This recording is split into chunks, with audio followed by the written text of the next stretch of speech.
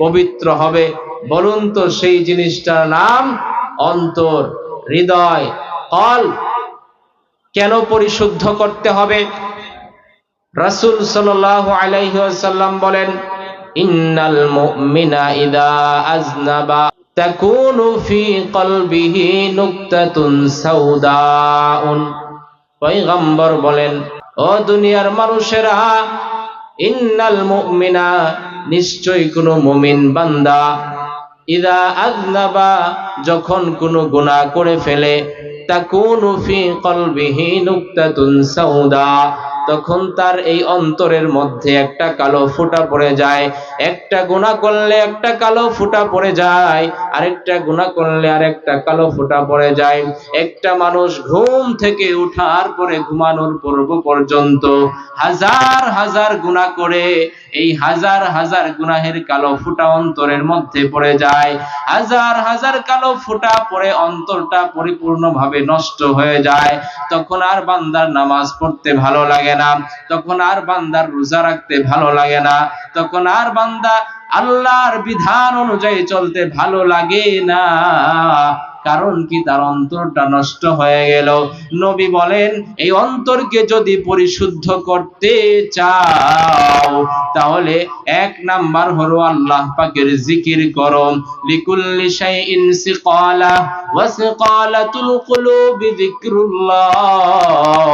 পয়গম্বর আরবি সাল্লাল্লাহু আলাইহি ওয়াসাল্লাম বলেন, প্রত্যেকটা জিনিসকে পরিষ্কার করার জন্য, প্রত্যেকটা জিনিসকে পরিশুদ্ধ করার জন্য একটা যন্ত্র রয়েছে, আর অন্তরকে পরিষ্কার পরিশুদ্ধ করার যন্ত্র হইল একমাত্র আল্লাহর জিকির। সুবহানাল্লাহ। আল্লাহ পাক রব্বুল আলামিন পবিত্র কোরআনের মধ্যে ঘোষণা করে বলেন, ইয়া আইয়ুহাল্লাযীনা আমানু যকুরুল্লাহা যিকরান কাসীরা। আল্লাহ পাক রব্বুল আলামিন জানায় দেয়, ও দুনিয়ার ইমানদারের দল, আমানু যকুরুল্লাহ, তোমরা বেশি বেশি করে আল্লাহর জিকির করো। যিকরান কাসীরা, বেশি বেশি করে আল্লাহর জিকির করো। আল্লাহর জিকির যত বেশি করতে পারবো, অন্তর থেকে ময়লাগুলি অত বেশি দ্রুত উঠতে থাকবে। আল্লাহ পাক রব্বুল আলামিন বলেন, ওয়ালা যিকরুল্লাহি আকবার, আল্লাহর জিকির সবচাইতে বড়। আল্লাহ অপর জায়গায় ডাক দিয়ে বলেন, আকিমিস সালাতা লিযিকরি, তোমরা নামাজ কায়েম করো। আমি আলহামদুলিল্লাহ বলেছি। আলহামদুলিল্লাহ বলার জন্য আমার অন্তর সর্বপ্রথম উদ্বুদ্ধ হয়েছে, তারপরে আমার জবান দিয়ে বের হয়েছে আলহামদুলিল্লাহ। একজন মুসলমান হাঁটছে, আরেকজন মুসলমানের সাথে সাক্ষাৎ হলো। একজন মুসলমান আরেকজন মুসলমানকে সালাম দিল, আসসালামু আলাইকুম ওয়া রাহমাতুল্লাহ। বলুন তো, এই সালাম দেওয়ার পিছনে সর্বপ্রথম উদ্বুদ্ধ হয়েছে তার হৃদয়। কি উদ্বুদ্ধ হয়েছে? হৃদয়। সে তার সাথে মুসাফা করতে শুরু করলো। সর্বপ্রথম তার হৃদয় চেয়েছে, অন্তর চেয়েছে।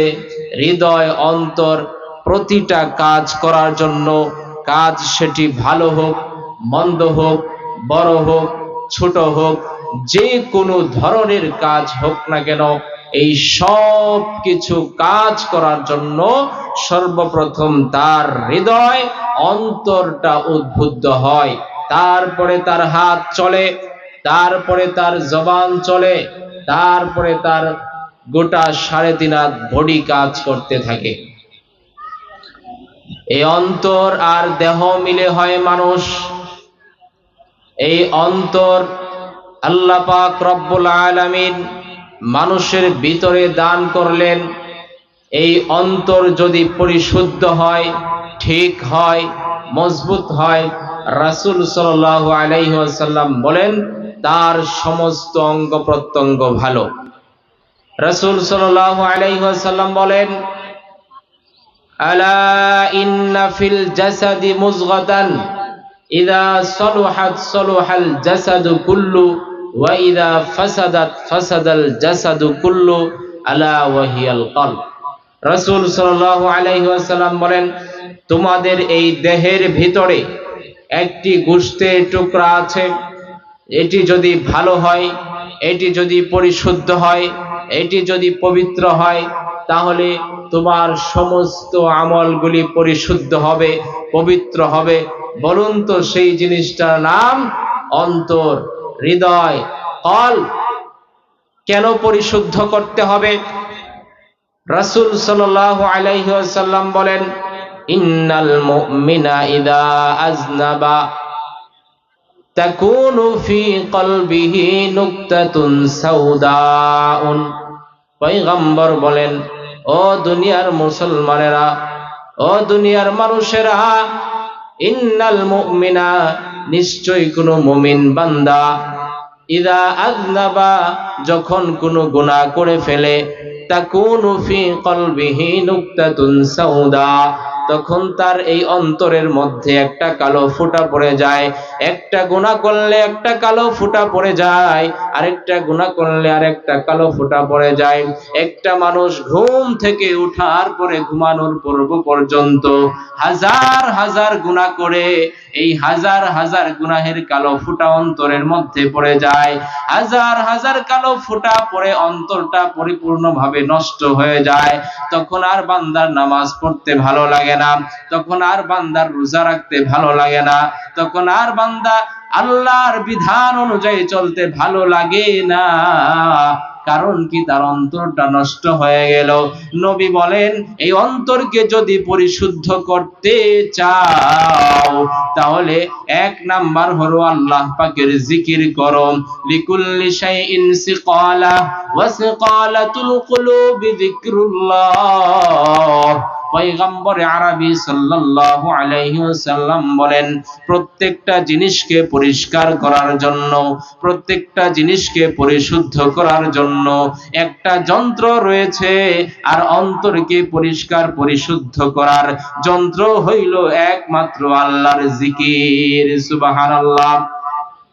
আল্লাহ পাক রব্বুল আলামিন পবিত্র কোরআনের মধ্যে ঘোষণা করে বলেন, ইয়া আইয়ুহাল্লাযীনা আমানু যকুরুল্লাহা যিকরান কাসীরা। আল্লাহ পাক রব্বুল আলামিন জানায় দেয়, ও দুনিয়ার ইমানদারের দল, আমানু যকুরুল্লাহ, তোমরা বেশি বেশি করে আল্লাহর জিকির করো। যিকরান কাসীরা, বেশি বেশি করে আল্লাহর জিকির করো। আল্লাহর জিকির যত বেশি করতে পারবো, অন্তর থেকে ময়লাগুলি অত বেশি দ্রুত উঠতে থাকবে। আল্লাহ পাক রব্বুল আলামিন বলেন, ওয়ালা যিকরুল্লাহি আকবার, আল্লাহর জিকির সবচাইতে বড়। আল্লাহ অপর জায়গায় ডাক দিয়ে বলেন, আকিমিস সালাতা লিযিকরি, তোমরা নামাজ কায়েম করো আমি আল্লাহর জিকিরের উদ্দেশ্যে। আল্লাহর জিকির করা, আল্লাহ পাককে ডাকা, আল্লাহকে স্মরণ করলে অন্তর থেকে পরিষ্কার হয়ে যাবে। মরিচাগুলো অন্তর থেকে পরিষ্কার হয়ে গেলে তখন সেই অন্তরটা পরিশুদ্ধ হয়ে যাবে।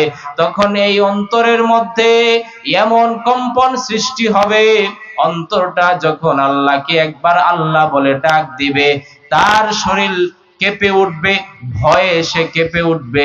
এখন আমাদের এমন অবস্থা, অন্তরের মধ্যে হাজার হাজার গুনাহের কালো ফোঁটা পড়ে অন্তরটা পরিপূর্ণভাবে কি হয়ে গেছে? নষ্ট হয়ে গেছে। যার কারণে এখন আর দ্বীনের কাজ করতে ভালো লাগে না, এখন শুধু গুনাহের কাজ করতে মন চায়। এইভাবে কয়েকটা যন্ত্র আছে অন্তরকে পরিশুদ্ধ করার, কিছু যন্ত্র রয়েছে, এইগুলি যদি আপনার আমার অন্তরের মধ্যে প্রয়োগ করতে পারি, ঘষা দিতে পারি, অন্তরটা পরিশুদ্ধ হয়ে যাবে, অন্তরটা মেরামত হয়ে যাবে, অন্তরটা পবিত্র হয়ে যাবে। রাসূল বলেন, তোমরা বেশি বেশি করে কোরআন তেলাওয়াত করো। কোরআন তেলাওয়াত করলে কি হবে? অন্তরের মরিচাগুলো পরিষ্কার হবে, অন্তরের ময়লাগুলি সাফ হবে, অন্তর পরিশুদ্ধ হবে। রাসূল সাল্লাল্লাহু আলাইহি ওয়াসাল্লাম বলেন, কোরআন পড়লে সওয়াব হয়। লা মান ক্বারা আল কুরআনা ওয়া আমিলা বিমা ফীহি উলবিসা ওয়ালিদাহু তাজান ইয়াউমাল কিয়ামা। যে ব্যক্তি কোরআন পড়বে, সন্তানকে পড়াবে, উভয়েরই লাভ হবে। কিয়ামতের মাঠে, বিচারের মাঠে আল্লাহ তাআলা সেই বাবা মার মাথার মধ্যে নূরের তাজ পরাবে। আর রাসূল সাল্লাল্লাহু আলাইহি ওয়াসাল্লাম বলেন, যে ব্যক্তি কোরআনের একটি অক্ষর তিলাওয়াত করবে, তার আমলনামার মধ্যে একটি করে নেকি দেওয়া হবে, আর একটি নেকি হবে 10টি নেকির সমান। সুবহানাল্লাহ। এই জন্য বেশি বেশি করে কোরআন তেলাওয়াত করলে অন্তর পরিশুদ্ধ হয়। এরপরে রাসূল বলেন, মৃত্যুর কথা বেশি বেশি করে স্মরণ করো। যদি মৃত্যুর কথা বেশি বেশি করে স্মরণ করতে পারো, তাহলে তোমার অন্তরের ময়লাগুলি পরিষ্কার হবে, পরিশুদ্ধ হবে। মৃত্যুকে কিভাবে স্মরণ করব? মৃত্যুকে স্মরণ করার সিস্টেম কি? চক্ষু বন্ধ করে চিন্তা করতে হবে, আমি এখন দুনিয়া থেকে বিদায় হয়ে যাব। আমার সামনে হযরত আজরাইল দাঁড়ায় গেছে। আমার সামনে আজরাইল দাঁড়াইয়া আমার এই দেহ থেকে রূহটাকে বের করে নেওয়া যাবে। চিন্তা করতে হবে চক্ষু বন্ধ করিয়া, এখন আমার মৃত্যু হয়ে যাবে, দুনিয়া থেকে বিদায় হয়ে যাব। আমার সামনে আজরাইল দাঁড়ায় গেছে। আজরাইল দাঁড়াইয়া আপনার আমার এই দেহ থেকে রূহটা বের করে নেওয়া যাবে। সাথে সাথে এই দেহটা জমিনে পড়ে যাবে। সন্তান কাঁদতে থাকবে, আমার বাবা দুনিয়া থেকে বিদায় হয়ে গেল। মা কাঁদতে থাকবে, আমার সন্তান দুনিয়া থেকে বিদায় হয়ে গেছে। কাঁদতে থাকবে, কাঁদতে থাকবে। কিছুক্ষণের মধ্যেই আপনার জন্য গরম পানি করা হবে, কবর খনন করা হবে। কেউ কাফনের কাফন নিয়ে আসবে, গোসল করাইয়া চিরদিনের মতো সাদা কাপড়ের প্যাকেট বানাইয়া আপনাকে আমাকে মসজিদের খাটের মধ্যে উঠাইবে। খাটের মধ্যে উঠাইয়া জানাজার মাঠে নিয়ে যাবে। ইমাম সাহেব জানাজা পড়াইয়া জানাজার পড়ে ওই অন্ধকার কবরে নিয়ে যাবে, যেই কবরে মা ভাই বোন আত্মীয় স্বজন কেউ যাবে না। অন্ধকার কবর, যেই কবরে আমার আল্লাহ ছাড়া আপন কেউ হবে না। ওই অন্ধকার কবর বড় ভয়ঙ্কর। রাসূল বলেন, ওই অন্ধকার কবরে যাওয়ার পরে 3টা প্রশ্ন করা হবে। 1 নম্বরে রবের পরিচয় দাও, 2 নম্বরে ধর্মের পরিচয় দাও, 3 নম্বরে রাহমাতুল লিল আলামিনের পরিচয় দাও। ওই অন্ধকার কবরে যাওয়ার পরে জিজ্ঞাসা করা হবে, মা রব্বুকা, তোমার রব কে? যদি আপনি আল্লাহর হুকুমগুলি মেনে চলতে পারেন, আল্লাহর দেয়া বিধান দিয়ে পুরা শরীরটা সাজাইতে পারেন, রাসূলের সুন্নাত তরিকায় চলতে পারেন, ওই অন্ধকার কবরে প্রশ্ন করার সাথে সাথে আপনি জবাব দিয়ে ফেলবেন, রব্বি আল্লাহ, আমার রব আমার আল্লাহ। ওই অন্ধকার কবরে জিজ্ঞাসা করা হবে, মা রব্বুকা ওয়া মা দীনুকা, তোমার ধর্ম কি? যদি ইসলামটাকে আপনি মেনে চলতে পারেন, ইসলামের বিধান অনুযায়ী জীবন চালাইতে পারেন, ইসলামের বিধান অনুযায়ী রাষ্ট্র চালাইতে পারেন, ইসলামের বিধানগুলি মেনে চলতে পারেন, ওই অন্ধকার কবরে যাওয়ার পরে বলে ফেলবেন, দীনিয়াল ইসলাম, আমার ধর্ম হলো ইসলাম। ও দুনিয়ার মুসলমান, ওই অন্ধকার কবরে যাওয়ার পরে 3 নাম্বার প্রশ্ন করা হবে, বান্দা রাহমাতুল লিল আলামিনের পরিচয় দাও। বিশ্ব নবী রাহমাতুল লিল আলামিনকে দুনিয়ার জমিনে পাঠিয়েছিলাম। আল্লাহ বলেন, এই নবী দুনিয়ার সমস্ত মানুষের জন্য রহমত স্বরূপ পাঠাইলেন। ওয়ামা আরসালনাকা ইল্লা রাহমাতাল লিল আলামিন। আল্লাহ পাক রব্বুল আলামিন ডাক দিয়া বলে, পয়গম্বর, আপনাকে আমি আল্লাহ এই দুনিয়ার জমিনে রহমত স্বরূপ পাঠাইলাম। এই রাসূল দুনিয়াতে এসে আমাদেরকে সঠিক পথের পথ দেখায়া অন্ধকার কবরে যাওয়ার পরে এই জন্য জিজ্ঞাসা করা হবে, বান্দা রাহমাতুল লিল আলামিনের পরিচয় দাও। যদি আপনি রাসূলের সুন্নাত মেনে চলতে পারেন, রাসূলের সুন্নাত দাড়ি রাখতে পারেন, রাসূলের সুন্নাত মাথায় টুপি দেয়া টুপি দিতে পারেন, রাসূলের সুন্নাত লম্বা জামা পরা পাঞ্জাবি পরা যদি আপনি পড়তে পারেন, ওই অন্ধকার কবরে যাওয়ার পরে আপনি সাথে সাথে বলে ফেলবেন, ইনি হলেন আমার মায়ার নবী রাহমাতুল লিল আলামিন। আল্লাহ পাক রব্বুল আলামিন ডাক দিয়ে বলেন, নবী গো, আপনি আপনার উম্মতদেরকে জানায়া দেন, ইন কুনতুম তুহিব্বুনাল্লাহ, যারা আমি আল্লাহর ভালোবাসা পেতে চাই, ফাত্তাবিউনি, তারা যেন আপনি নবীর অনুসরণ করে, রাসূলকে অনুসরণ করলে আপনার আমার আখিরাতের জিন্দেগি সহজ হয়ে যাবে।